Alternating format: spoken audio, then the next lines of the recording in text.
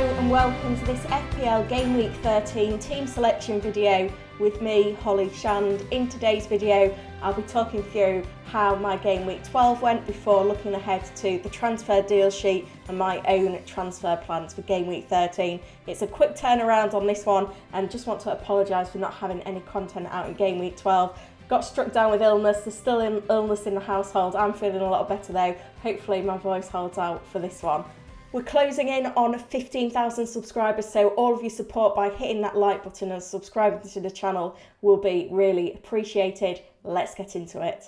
I'm recording this video on Thursday morning, so there's still 2 fixtures left of blank game week 12, but I seem to be on a run of green arrows. 52 points for me in game week 11, having brought in Lewis Dunk for Reece James. He finally delivered with a clean sheet in blank game week 12. Unfortunately, it looks like I'm only going to have 10 players. Thiago Silva and Emerson both made the matchday squads but failed to come on. In game week 12, I brought in Trossard for the suspended James Maddison for a hit. Also brought in Mo Salah for Kevin De Bruyne, who didn't deliver anything as my captain. Should have put the armband on Trippier, but it was a good week for the defence.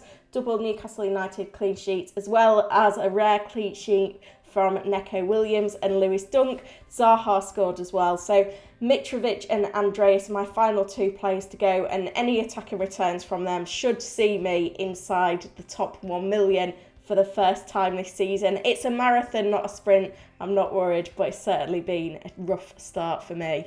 Looking at the deal sheet then, I think Mitrovic should be back on the buy sheet for forwards now that he's returned from injury, and we need to ignore Chelsea attackers not scoring enough goals. Too much rotation under Potter, so Aubameyang has to go if you own him. On the monitor list is Gabriel Jesus. Great fixtures for Arsenal over the 4 game weeks until the World Cup break, but he is 1 yellow card away from a suspension, as is Ivan Toney as well, by the way. Moving into midfield, on my buy list I've got Saka. Phil Foden could have been in there as well, but I personally already have Foden, so Saka is the one that I'm wanting to buy. I think it's perfectly viable to triple up on Arsenal assets now, given the strength of their fixtures. Trossard is an ideal player to make way. Brighton play Manchester City this week, and the fixtures over the next 4 do look challenge. Mo Salah is on the monitor list. He underwhelmed as a captain in blank game week 12, but the fixtures remain good for Liverpool, especially with Nottingham Forest this week. So I feel like we need to be a bit more patient with him if we've got him in our squad, because of the value we've got in players elsewhere. We don't necessarily need to sell him right now. Moving on to defenders, and it's Gabriel who is on the buy list, Saliba on the monitor list.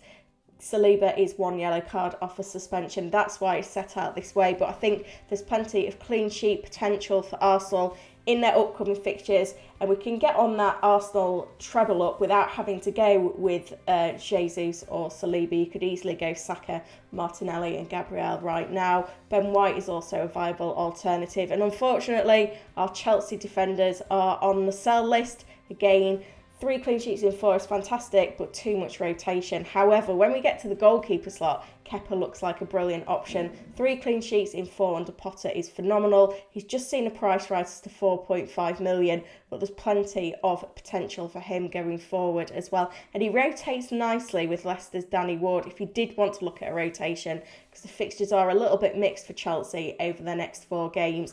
A lot of managers will pick him up on unlimited transfers during the World Cup break, so you could get some value banked in him, but ideally you're going to be wanting to use transfers elsewhere. I think Brighton Sanchez needs to be on the sell list because clean sheets look less secure under the new manager, and we have to bear in mind that the fixtures are tough as well.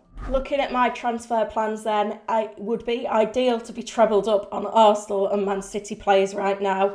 I've only got 2, so I am going to be making a move to try and get at least 1 more of them in. I really want Cancelo, and I can do Thiago Silva to Cancelo, so that could be the move I make. I could also move Trossard out for either Saka or Martinelli. Martinelli, there's a little bit of concern about his availability in the Europa League tonight, so keep an eye on that one. Right now, I'm leaning to getting Cancelo in because I can bench Trossard this week and play Andreas instead. I'm scratching my head a little bit because I have now only got 4 transfers until the World Cup break.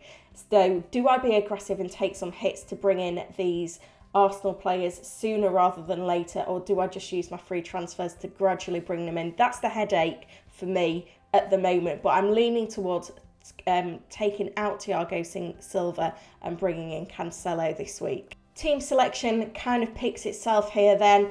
We've got double Newcastle United defence against Spurs away, which isn't ideal, but Pope has been consistent with saves. Kieran Trippier provides plenty going forward. Hopefully Emerson gets a start, but if not, I do have Dunk and Neco Williams on my bench. I think Emerson's probably due a start though, given the rotation that we've seen in midweek.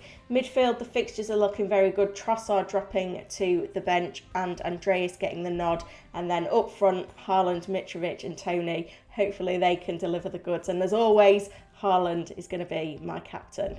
I want to hear your transfer dilemmas ahead of game week 13, so get them in the comments. I do my best to answer all of them ahead of the deadline, and please help me in reaching 15,000 subs on the channel by hitting that like button and subscribing. All of your support is really appreciated. I'll be back on Friday at midday with the live stream. Good luck for FPL Game Week 13.